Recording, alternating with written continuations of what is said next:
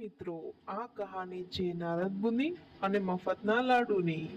તો મિત્રો, બન્યું એવું કે એક દિવસ નારદ મુનિ ભગવાન વિષ્ણુ પાસે આવીને કહ્યું, પ્રભુ, આજકાલ પૃથ્વી પર મજા આવે એવું કંઈ નથી જોવા મળતું. બધા તો વ્યસ્ત છે રીલ્સ, શોર્ટ્સ અને લાડુ ખાવામાં. પછી ભગવાને કહ્યું, નારદ મુનિ, તમે પૃથ્વી પર જઈને તપાસ કરો કે લાડુ મફતમાં ક્યાં મળે છે. આ સાંભળી નારદ મુનિ તો તરત પૃથ્વી પર ફર્યા.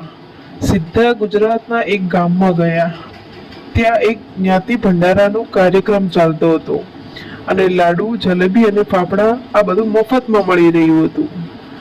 નારદ મુનિએ તો બે હાથ ભરીને લાડુ લીધા અને ખુશખુશાલ થઈ ગયા. ત્યારે પંડિત બોલ્યો, અરે ઓ કાકા, પ્રસાદ તો લીધો, પણ દાન કોણ આપશે? પછી નારદ મુનિએ કહ્યું, હું તો દેવદૂત છું, મને તો મફતમાં બધું જ મળે. પછી પંડિત ફરીથી બોલ્યા, અહીં દેવી નથી, ચિત્તુના ગામમાં છું, અહીં તો મફત આપલે જ ચાલે. નારદ મુનિ હસતા હસતા સ્વર્ગ પાછા ગયા અને ભગવાન વિષ્ણુને કહ્યું, પ્રભુ, ગુજરાતમાં મફતના લાડુ તો છે, પણ તેમાં પણ એક સિસ્ટમ